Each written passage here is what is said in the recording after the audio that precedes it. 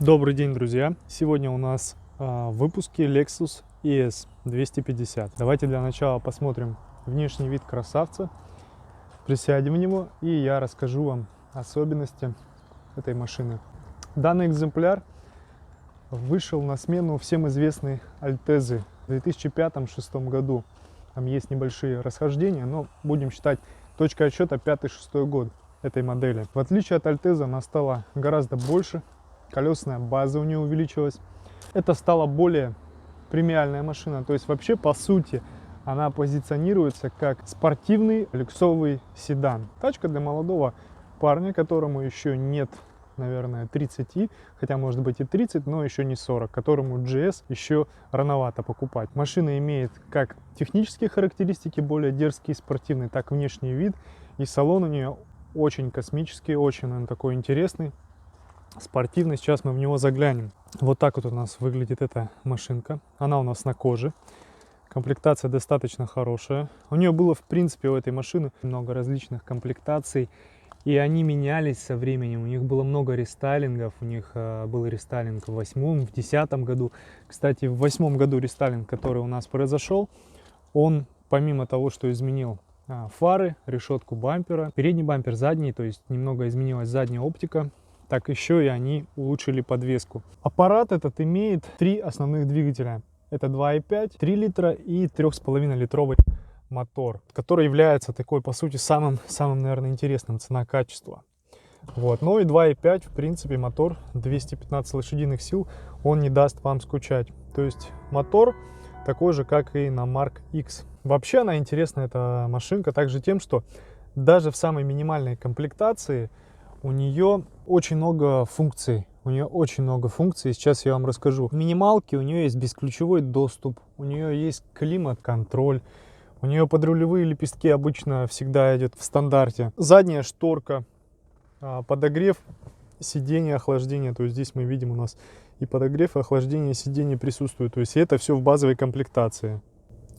Также сиденье на электроприводе, и обратите внимание, есть также у нас датчик дождя. Опциями также идет музыка. Наверное, знаете, такая Марк Левинсон, да, это музыка, которая ставится, насколько я знаю, только на Lexus и на Hi-Fi системы. То есть домашняя Hi-Fi система — это их основная деятельность. Ну и плюс потом они стали сотрудничать с Lexus. И практически каждый Lexus оснащен этой музыкой. Музыка очень качественная, огромное количество динамиков и шикарный объемный звук. Также в опциях у этой малышки у нее есть адаптивный круиз-контроль, есть обычный круиз-контроль, система помощи при парковках, система экстренного торможения. Машина действительно очень умная. Она вроде бы маленькая, простая, но если сравнивать ее с конкурентами наподобие Honda Accord, Mark X, BMW 3, Mercedes C-класса, эта машина явно выиграет. Она реально по всем характеристикам будет в топе. Ну, практически по всем. Может быть, такого комфорта, как в Mercedes и BMW, не будет, но опять же, мы не забываем про стоимость обслуживания данного автомобиля. Стоимость обслуживания реально запчастей будет у процентов на 20-30 ориентировочно дешевле, чем в европейских аналогах по типу BMW, Mercedes и даже Audi, по сути. Audi вообще. Места сзади, если честно, маловато. То есть вот если спереди пассажиры сидят по-царски, то сзади места маловато. Если честно, да, здесь вот так сидишь, места мало. Посмотрите, как красиво все смотрится. Да. Шикарный у него приборная панель. Выполнено все в таком болидном стиле. Посмотрите, вот даже ручки дверей, они немножечко скошены, да, то есть управление зеркалами, дверьми, то есть это все управление стеклами, это все немножечко скошено. На машине, естественно, есть также трекшн-контроль. У нее есть регулировка руля в двух положениях, в двух плоскостях, точнее сказать. У нее есть зимний, летний режим. Вот у этой машины есть, кстати говоря, круиз-контроль. Ну, достаточно такая жирненькая машинка. У нее здесь куча лампочек, да, которые в разных направлениях будут нам светить. Вот здесь есть направленные, да, для каждого отдельного пассажира диоды. И здесь есть общая лампа. Помимо этого, здесь у нас есть лампы задних пассажиров. То есть вот также мы можем посмотреть. Это выглядит приятно, на самом деле, вниманием не обделены задние пассажиры. Конечно, здесь чего-то такого уникального вы не встретите, но вот я закрыл двери, и тишина. реально тишина, комфорт, сбитость. Машина безумно сбитая за счет вот этой вот настройки спортивной. Спортивная подвеска, спортивный характер, он во всем, вот во всех деталях он есть. Я сегодня также буду снимать обзор на GS Lexus, так там, конечно же, все немножечко уже такой классикой попахивает. А не говоря уже про LS, вот он стоит, тоже будет на него обзор. Там уже вообще вам дяденька, который сидит на заднем сиденье и занимается делами. То есть получается, как я вам скажу, ребята, то есть получается что? Сначала вы ездили на Жигулях, да? Потом вы поднакопили денег, купили ES. Вам 25-30 лет, вы кайфуете, гоняете на этой крутой тачке. Кстати говоря, я не скажу, что у нее есть какие-то болячки. Вот этот 2,5 литровый мотор V6, никаких проблем у него нет. Ну, спросите марководов. Марки ездят и не жалуются. 3-литровый, 3,5 литровый мотор, тоже никаких проблем на них нету.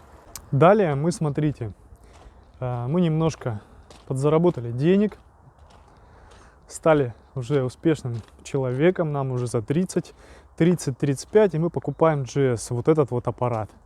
Шикарная машина, просто шикарная, каплевидной формы, на нее будет чуть позже обзор. Обязательно смотрите его дальше. И когда мы уже заработали совсем много денег, нам уже за 40-50 плюс, мы покупаем LS. Вот такой вот красавец. Причем это гибридный LS. Есть, конечно, они и не гибридные, но это конкретно гибридный аппарат, и мы покупаем его. На него тоже будет обзор. Это уже жирная машина, на которой сидят сзади высокопоставленные бизнесмены, чиновники, предприниматели сидят сзади на этой машине. А начинается вся история вот с этого красавца.